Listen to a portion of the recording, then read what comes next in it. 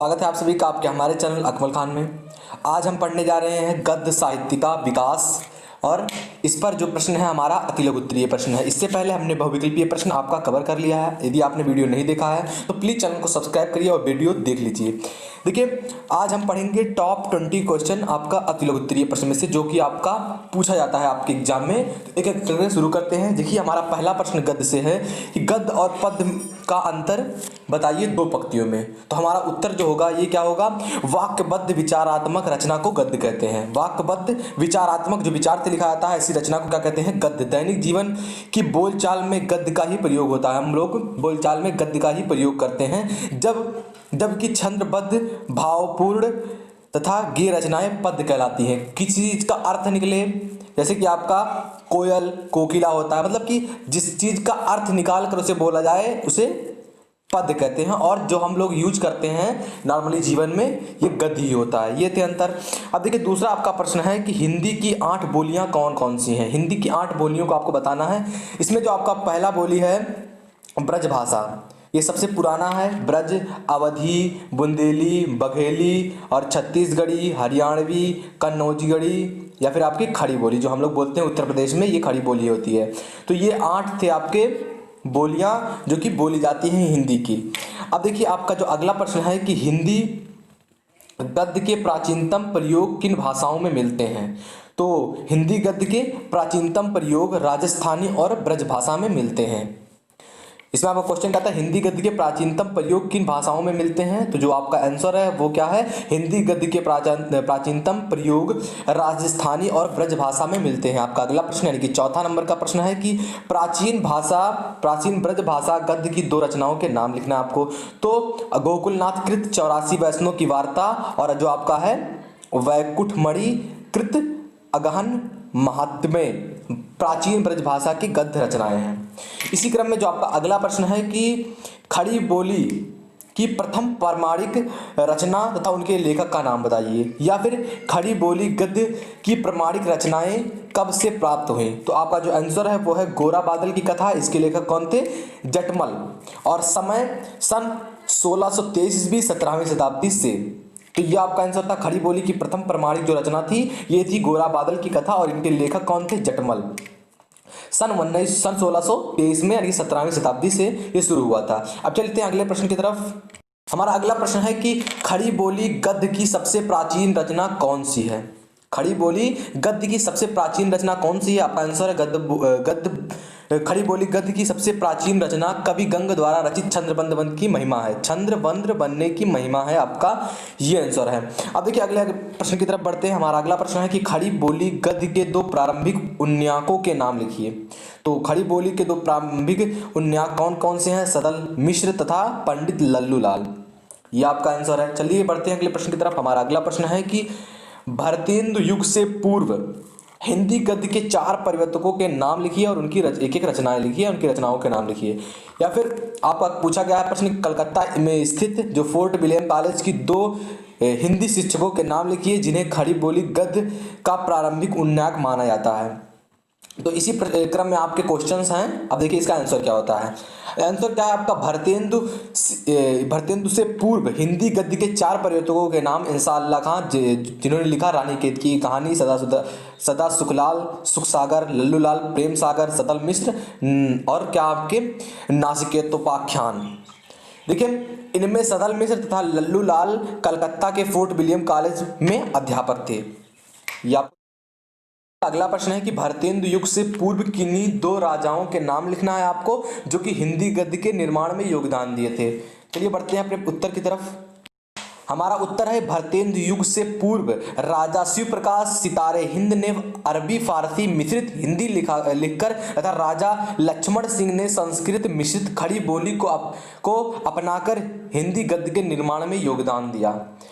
अगले प्रश्न की तरफ यानी कि 10वां नंबर का प्रश्न आपका क्या है? हिंदी गद्य के विकास में ईसाई धर्म प्रचारकों के योगदान का उल्लेख करना है। तो आपका जो आंसर है वो है ईसाई पादरियों ने ईसाई धर्म के प्रचार के लिए बाइबिल एवं अन्य धार्मिक पुस्तकों का साधारण बोलचाल की हिंदी में अनुवाद करवाया।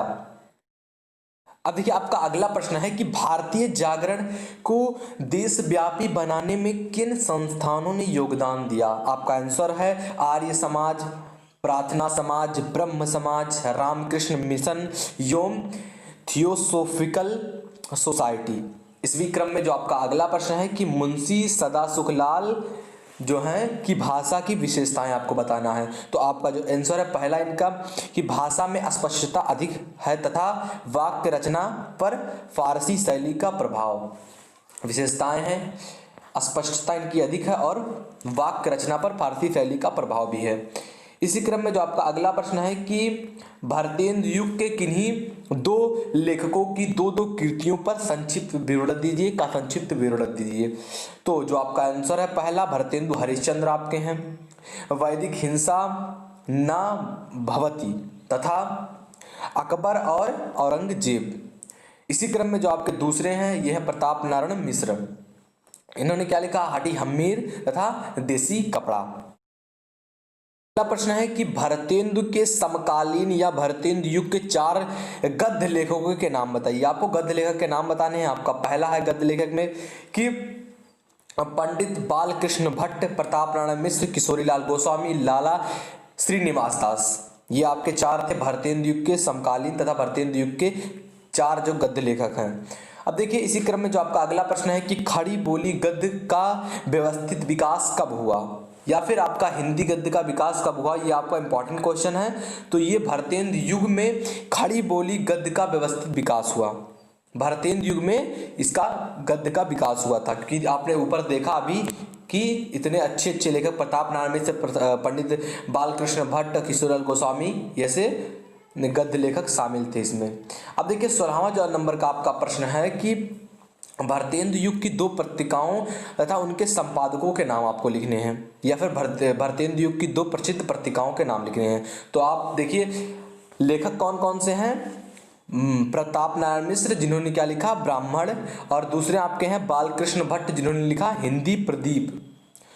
तो इसी क्रम में आपका अगला प्रश्न है यानी कि 17वां नंबर का प्रश्न कि भारतेंदु युग कि गद्य की मुख्य विशेषताएं क्या थी, या फिर भारतेंदु युग की गद्य की प्रमुख विशेषताएं लिखिए।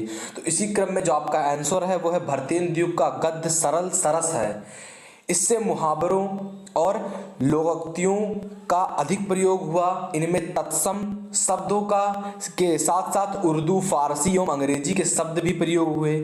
इनमें व्याकरण की त्रुटियां भी थी।